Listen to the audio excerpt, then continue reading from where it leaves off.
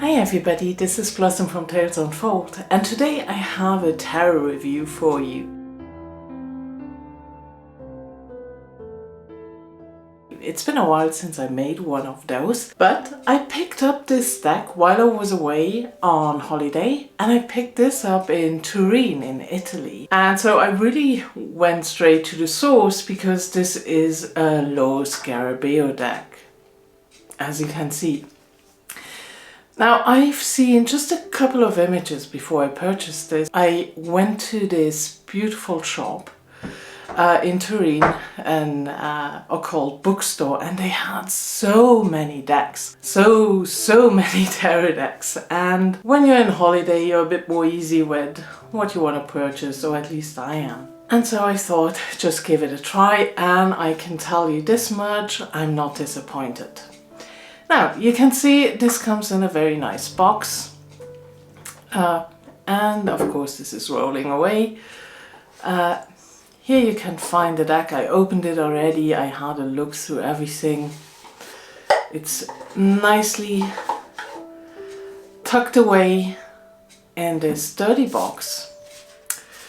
Now here we have the deck. We have, of course, some extra cards. I really love to use them as bookmarkers. I'm always happy to have those. And you can also see that the edges are gilded. We have a beautiful silver here. If you are somebody who likes this, personally I don't like it. It looks beautiful, but it wears off and then it looks messy. So I'm actually happy when it isn't anything like that. That is a personal preference, and that's it. Here you can see the back, which is, well, you know, it is not really reversible. There are differences, as you can see. So if that's important for you, just be aware. And then we also have the booklet. I will show you that first, I think. Now we have multiple languages, English, Italian, Spanish and Portuguese. But there is enough information in there. Now we start with English. We have, of course, the introduction, reading the cards, and then some spreads. And I'm gonna do a sample reading at the end of this review. I see which one to use then. So we have a 4-card spread. We have a method of the 7 cards with the present, the past, the future and the final outcome. And we have an under the oak method. I might try this one, we shall see. I will decide, which is also a 7-card spread. Then a journey into the soul, which tells you a little bit to relax on how to read the card, and the major arcana. Now this deck is about a girl called Anima, and she is a blind girl, and she comes to an island with a lot of magical and mystical creatures, but she can't see any of them. And through the tarot we explore with her this strange world that she came into. Then it also explains in the beginning, so about this girl we accompany on her journey. And it tells us, much like Anima, we are presented with the opportunity to develop a second side along our own path, gaining deeper insights into ourselves and unlocking our untapped potential. And it also tells us that they use symbolism of Celtic, Norse, Basque and Greek inspiration, and we will see that later in the general cards, but it also has an emphasis in the court cards. Now when it comes to the cards themselves, we have, this is the amount we get, the Fool, the Magician. We have a little explanation here, and then a message. And it continues, oops, I'm already at a different language. So it's the same amount for the major and the minor arcana. There you have it. So, and I'm gonna do that in a bit more detail than just a flip through. So let's have a look at the cards. And I think the artwork is really gorgeous. And we still have a lot of the Rider-Waite-Smith influences in here. As you can see here in the Fool card. But the beings are a little bit different. And yeah, I just think it's absolutely gorgeous. Now, and here in the Magician, you will also see that we have different symbols. Now, for wands, fire, we have the candle. Then we have the flower for the cups. We have, for air, we have runes. And for earth, the pentacles, we have crystals. And that is represented here in the Magician card. And we will see it throughout the Minor Arcana, of course. The High Priestess, absolutely gorgeous card. I'm just giving you an example of what it says in the book. The High Priestess, an elegant grey heron, resembles a ruler on a mystical throne, immersing herself in the waters of visions and the secrets of the forest. She delves into mysteries, intuitions, and the depths of the human soul. As we approach her sacred temple, we eagerly await her message. Let's immerse ourselves in the fountain of revelation, listen to the secrets of the trees, and allow ourselves to be guided by the moon. And then Anima's message. Messages should be listened to and problems should be solved. Be cautious of secrets. Self-determination and completion of projects, an important female figure. That's more or less the messages you get, or the descriptions that you get in the little white book. The Empress. Behind her stands a statue of Demeter, overseeing the scene, as you can see in the back there. I'm glad that it's not a pregnant Empress, because I'm getting a bit tired of those. Now the Emperor is the king of the forest, the master of the woods and the animals, radiating a sense of awareness and authority.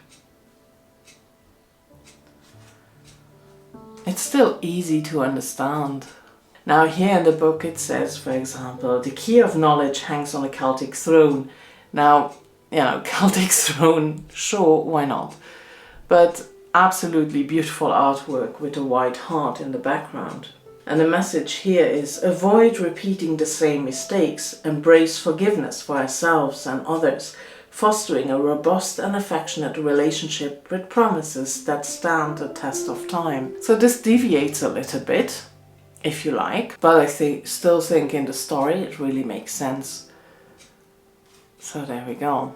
And here we have the Lovers card.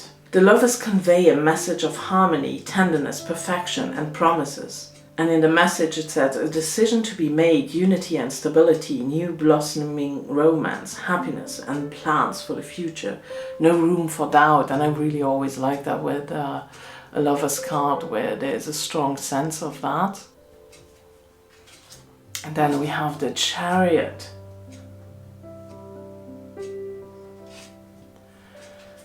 An absolutely beautiful strength card with a gentleness put into it. Always very, I think those are always the most powerful strength cards if we find that gentleness within. The Hermit.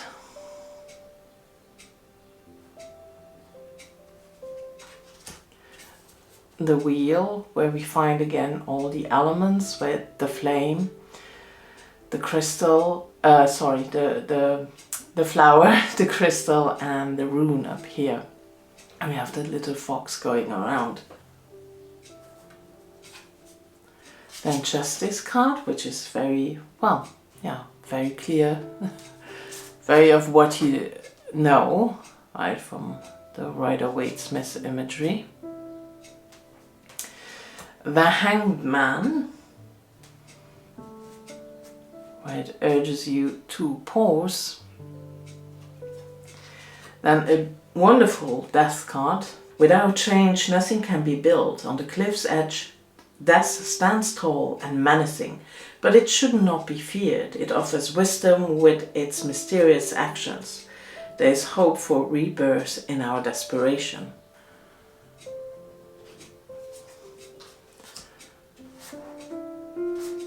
Then we have Temperance, the Devil card. And you can find, of course, runes everywhere in the deck. Then we have the Tower. I always appreciate if there is a tree blasted, a blasted oak, anything like that as a Tower card, especially if you get a deck that is more nature-based and myth and legends. I do like that. Then we have the Star, where it says, the star and her sisters gracefully dance in the sky, bringing hope to those who are brave enough to embrace their beauty. No matter how dark the night may be, dawn will always come to light up the sky. We must hope and patiently await the message from the stars, as it will offer us its protection. There's more. I don't read all the things. Here we have the Moon card that we can also find in the front. Or is that the front? That's another one we will come across at some point. With 2 hairs. Then the Sun card. And Judgment.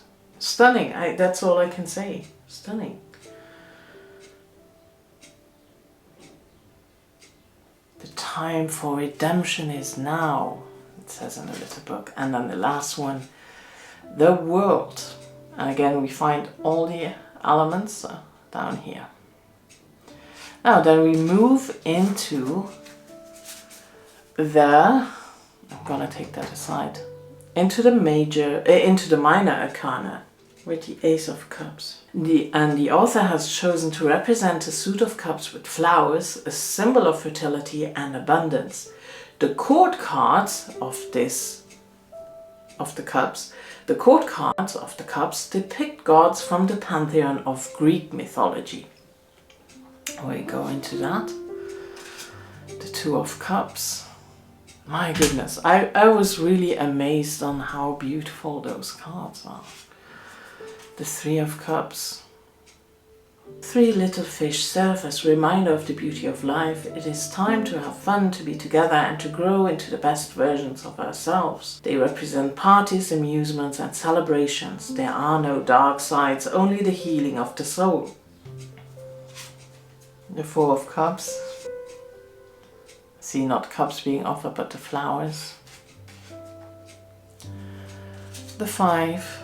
An anima's message: change is necessary, as are separations, hopes, wishes, and suffering from heartbreak. Life holds unexpected surprises. It's not watered down, which I like. The 6 of Cups, where it also says, past influences hinder the future. Renewing emotions, sorrow, and past memories, the search for a new path, regaining our balance. The 7, conscience, clouded by desires, decisions to be made carefully, false illusions, dishonest people, unattainable goals. The 8 of Cups. The 9. We just need to open our eyes and see the true reflection of who we really are, the truth that has been hidden for a long time. This card reminds us of the importance of finding contentment. It represents a commitment to happiness, which can sometimes be difficult to achieve and may not always come at the perfect time. It's interesting that it says it represents a commitment to happiness. I like that they write that. So happiness is not something that you just stumble upon, but it's a commitment. You have to decide for yourself. Then the 10 of Cups. Now for the chords, I will lay them out all together. So here you can see the chords together. With the Page, a useful satire. The Knight is Persephone. Then we have the Queen Hecate and the King Dionysus. And in the book it says about a page. So the useful satyr, a sensitive and profound master of nature, is on a quest to discover his calling in life. Through study and contemplation, greatness can be achieved. The Page of Cups imparts the significance of lightness, the responsibility of patience, and the power of creativity. Worlds can be created entirely through the power of imagination. Have faith in your dreams. Only then will they come true. So see the Knight of Cups in detail as well. Persephone, known as the Spring Knight and mistress of the underworld, represents the contrasting aspects of life, characterized by both anticipation and the potential for transformation. Romantic love may arrive discreetly, possibly through an invitation, a message, or a subtle approach. And the Queen, Hecate, the Queen of the Deep Night and Triple Goddess, embodies the ever-changing aspects of the moon, represents the poetic transformation and shift of emotions. She is a woman of unwavering love, cherished and adored by all. As caring mother, she offers a gentle and comforting embrace, providing warmth and solace. In her older years, she possesses wisdom, discerning what truly matters in life and letting go of what is unnecessary. And then the last, the King. Dionysus, the King of Pleasure, exudes a captivating and untamed essence. He holds the secrets of the forest, the wisdom of trees and the passion of waterfalls. Though he understands justice and wisdom, he is not afraid of passion or cruelty, and he is balanced in his contradictions. His teachings inspire us to embrace sensory pleasures, resist being controlled by others, and discover love as a precious gem. There we go, so you have an idea how they approach the court cards. I don't want to read every card, right? But I always think it's nice when you give that information along, so you get to know the voice of the deck. It's not just about beautiful images, right? You want to resonate with its voice, okay? So that's why. So for the Pentacles, the author decided to portray the suit of Pentacles by using crystals.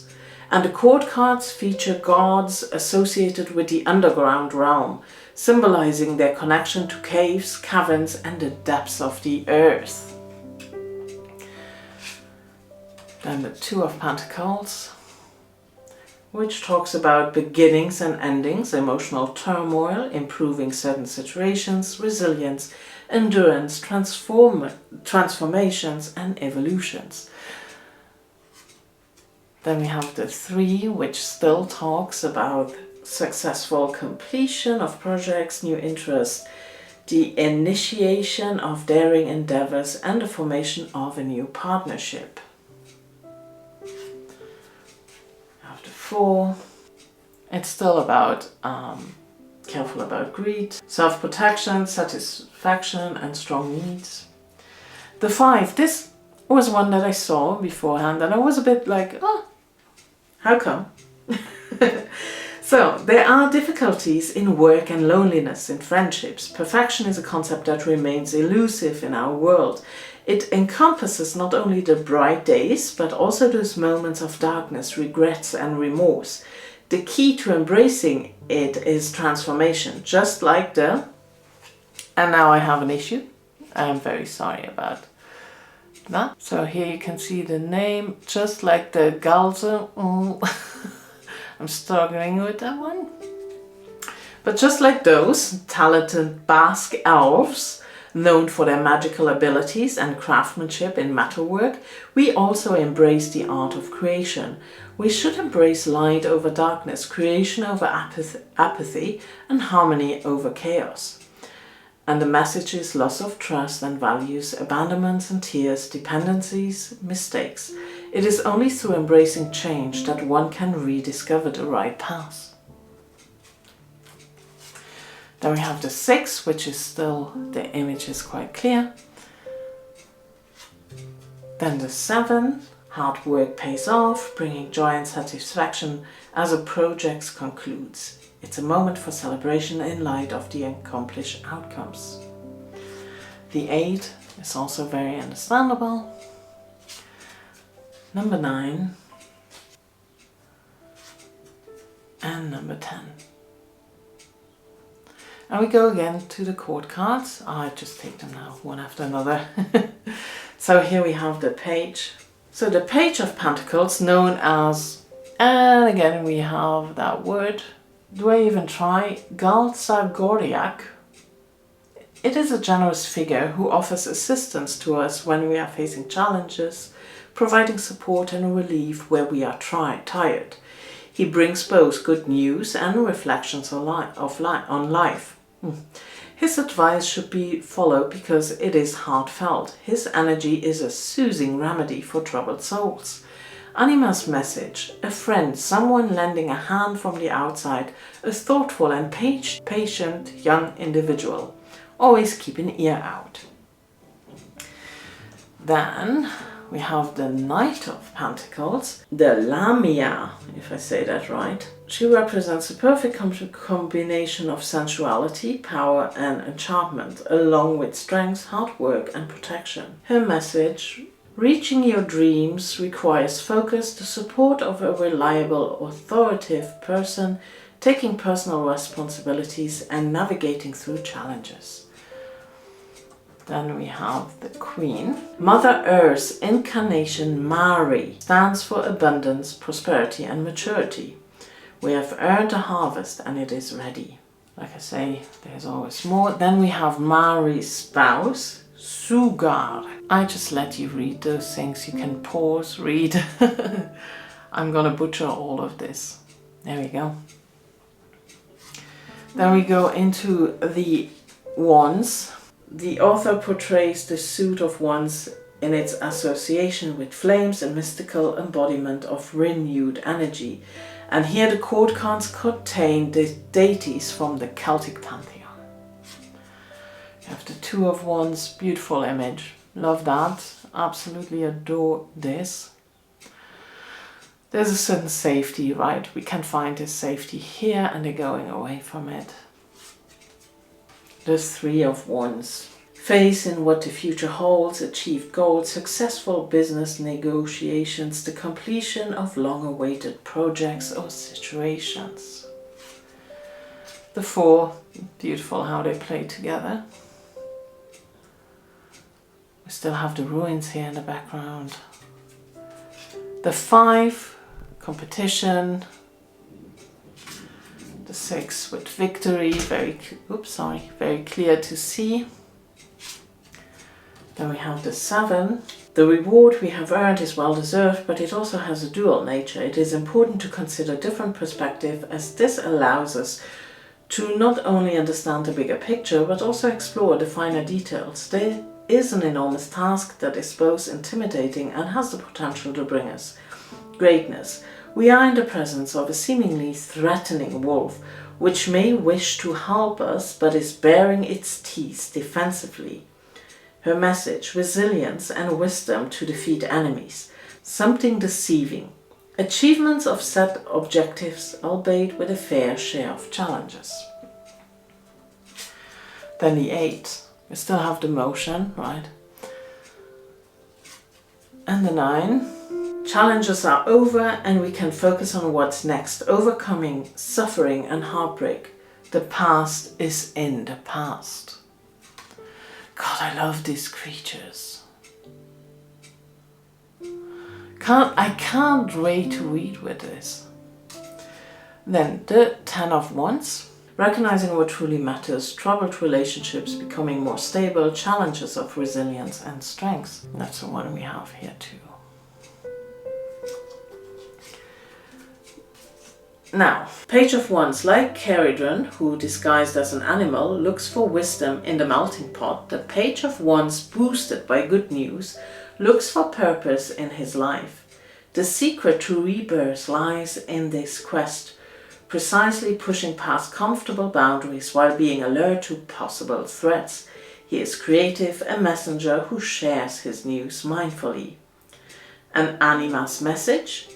New messages on the way, hope for the future, a confessed secret, an admirer, a new passion, a blossoming connection. So here we have Caridron and her cauldron. Then the Knight of Wands, we have Mercurius. Our Knight of Wands gracefully assumes his role. He is a guiding and protective force, radiating passionate energy of love and innovation, which leads to prosperity and success in all endeavors. New ideas emerge from his creative brilliance, ready to be molded into tangible achievements. His presence indicates imminent and substantial changes, serving as a reminder that life should be embraced with enthusiasm and unwavering determination. Fortune favors those who embrace courage as they receive its message of guidance and opportunity. Then we have Bridget. Beautiful. Love to have her in. She blesses us with her poetic and enchanting inspiration. She carries the comfort of home and serves us as a poignant reminder of family values, a safe haven to retreat to in the midst of life storms. The Queen of Wands heals our wounded spirits by teaching us the wisdom of balancing passion and restraint, work and play, dreams and disappointments, and the delicate harmony of soul and body. Anima's message: handling personal matters, the right approach to life's affairs, a loving mother and sincere friend, a life companion. And as a counterpart, we have Cernunnos, and I really love, because Bridget and Cernunnos are the two that I work with. So he's the god of the forest, manifest within the potent embrace of his untamed spirit. He holds the enigmatic keys to life and death, governing the wilderness. Through his words, the ambitious and fearless King of Wands weaves a captivating spell. Yet beneath this charm, his intentions remain sincere.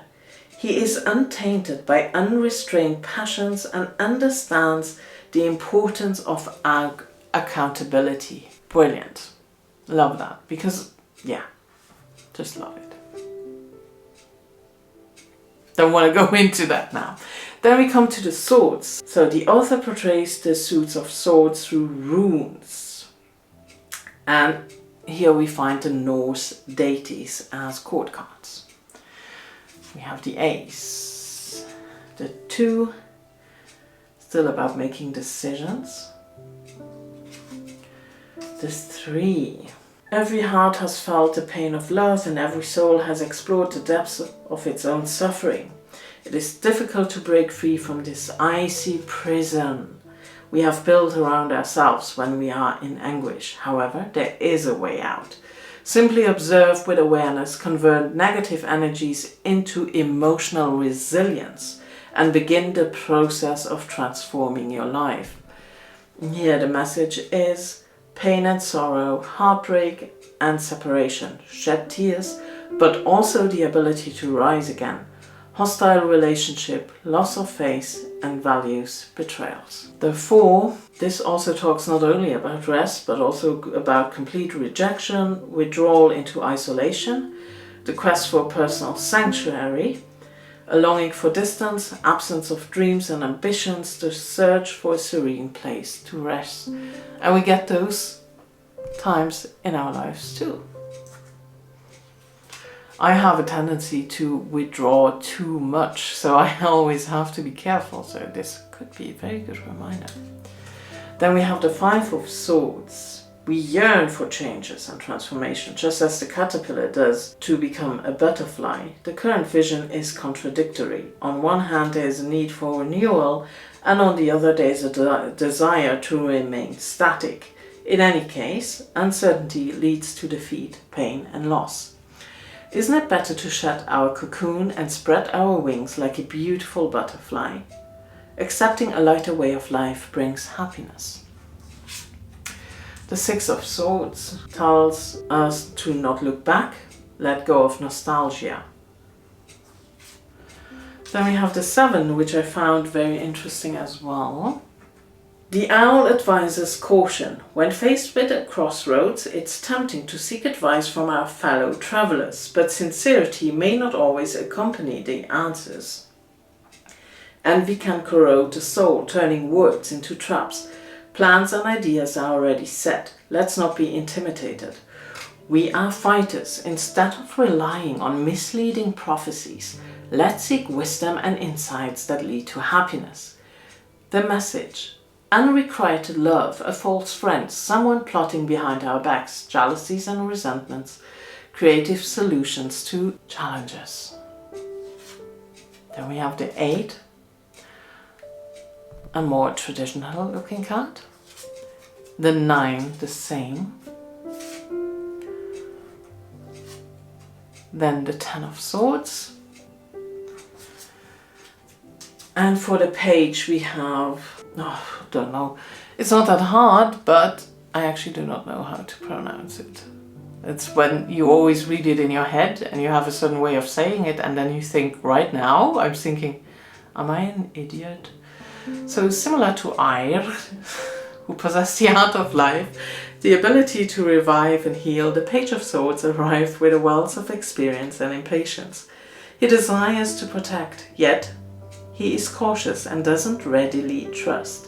He may resort to deception to achieve his goals, but can become a valuable ally if we disclose our intentions and support him on the journey. As a messenger, he brings news, either good or bad, depending on our receptiveness. The message: it takes time to heal our wounds, misleading information, a wise friend whom we can't afford to lose. Consider the words we use.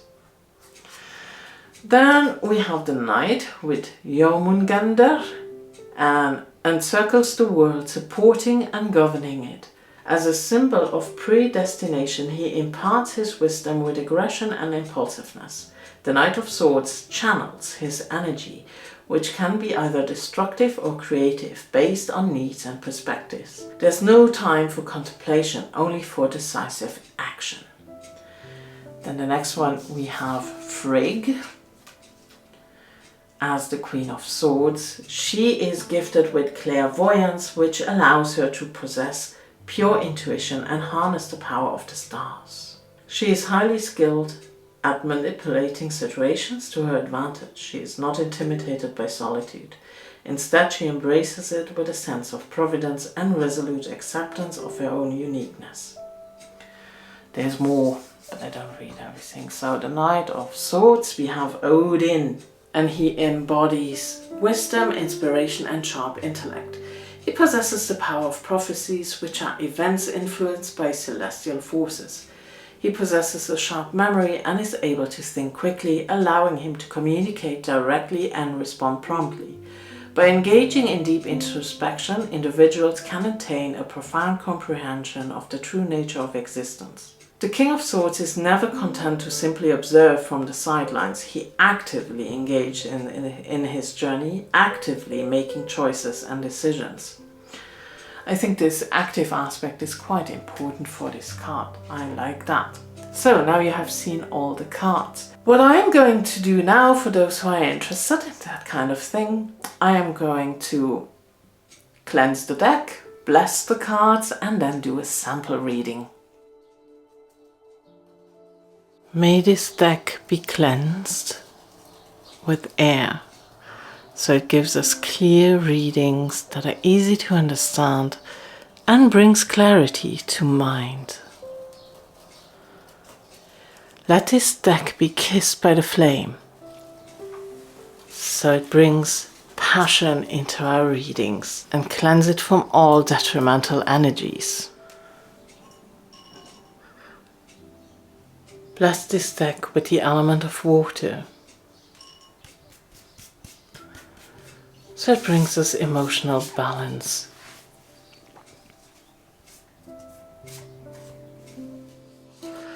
Ground the energies with the element of earth.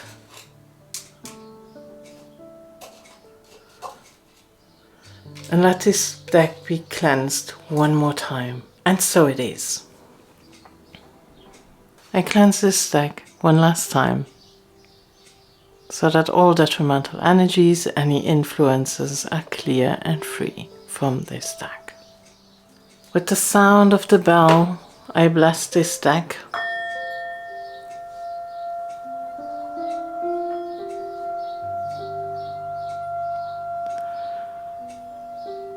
May the elements be harmonized within.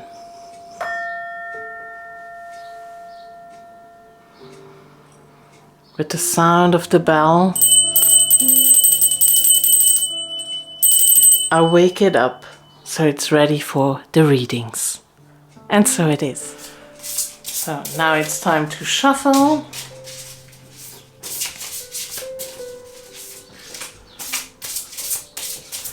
And I give it a good shuffle, so I'm going to speed that up. The cardstock, well, you have seen it's matte, right? You've seen that. Well, I don't have a lot of opinions on cardstock. It's not as, it's very, yeah, it feels matte. So speed it up now. So all the cards are laid out, so it shuffled rather well, but like I said, one of the reasons I don't like it, the gilding is, so that was one good riffle shuffle, whoops, that's and it starts to wear off already, one shuffle. But never mind, those decks are meant to be used, so if it looks messy, it looks messy. Here we go, and as I said at the beginning, I chose this spread under the oak method. So we have card 1, 2 and 3, 4, 5, 6 and 7. So the question for this sample reading was just a bit about how to get different projects more into balance, what the problems are, what are the problems that are lying behind that. There are so many difficulties to get two major projects done, and what the issues are that it's feeling way too hard. At a first glance, what I can see is definitely a lot of water, which is interesting to have that in a more work-related spread. So you see a bit the emotional issues behind that. Now the first card here at the top is the querent. It represents the seeker, the questioner. And there we have the Three of Pentacles. So as always, with those sample readings, I will not go into massive depth about it because otherwise it just takes too long. But this is an interesting card to represent a seeker. And I let the deck speak more than I speak. So we have the Three of Pentacles. And it talks about how power of vision and artistic ability are within you. And it talks about how the seeker is willing to go into the unknown. And that often perfection can be found on less traveled paths that are strange and unusual. So there is that willingness, definitely, to put in the work. This is what the seeker represents. Somebody who will be working hard and has that vision inside and really knows where they want to go. So that is not the issue. It's not about what do you want, that is difficult. There is a vision about what they want, but something is putting them off. So the second card talks about the hidden dreams, and there we have the Nine of Cups. Now we come to the a bit more emotional issues, and I mentioned it before when we were going through the cards. It is the Nine of Cups talks about finding contentment is important, and the commitment to happiness, and how difficult that is to really commit to happiness. It's not always easy. We can get so swept up in all our problems and in all our things that we often forget what is there, right? It is now time that we really see who we are, what our true values are, and who we are. Looking a bit deeper within. Those projects in the seeker's mind needs to be looked at a deeper level. How can the seeker bring themselves truly into that? What is it their essence needs to be in there? Not what others expect. That is one of the problems, I guess, with the expectations of others. That is always very emotionally charged. So the dream is to really bring yourself into it so that you can stand behind 100% behind that project. The third card here is about the desires. And this card talks about that it is really important to understand your own needs. Your needs, not your wants. The desires are to really overcome these challenges of resilience. the desire is to be able to delegate better, right? Like with a typical 10 of Wands. And that there are definitely challenges of resilience, and the desire is to overcome those challenges. Sometimes you get so tired, right? And you just wish somebody would sweep in and would take the load of you, but only you can do that. Now, when we look at the obstacles, card number 4 and 5, we have the 6 of Cups and the Moon, again, very watery. The 6 of Cups is about nostalgia and clinging to the past. There is an emotional connection, so I understand that. So you have a project, right? And you're emotionally attached to it, how it was in the past. This is not about a new project necessarily. It's about something old that needs revival, right? And you cling to the old patterns, like you used to do it, and how it made you feel in the past. And you might not have that because some years have passed by. Life experiences have formed and shaped you anew, and it doesn't feel the same anymore. It's not the same anymore. So it's really important to let that go. What once worked might not work now. But there's that, nostalgia. It makes us feel good. We look with tainted glasses back. So very important to let that go. This is how we can overcome these obstacles that are within there.